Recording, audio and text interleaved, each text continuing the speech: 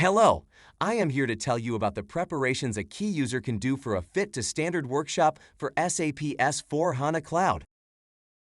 First, review the project's scope and objectives to understand the purpose of the fit to standard workshop. A project leader, project management officer, or a SAP manager from your business can provide details.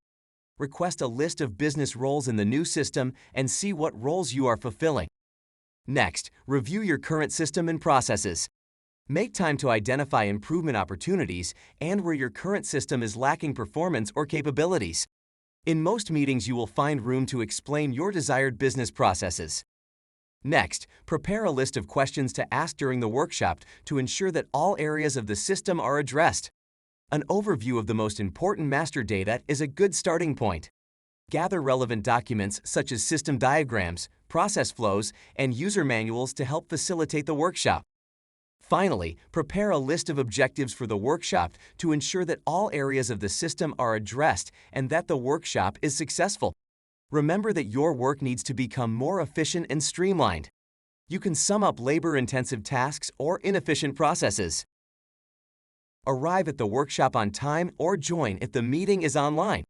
Be prepared to participate in the activities.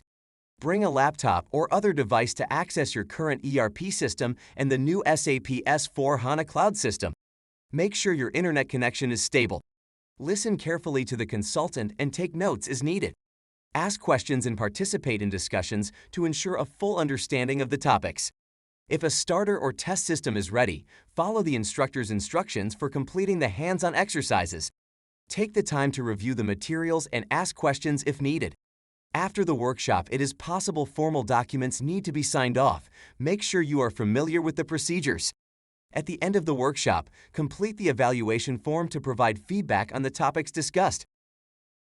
Thanks for watching. See you next time.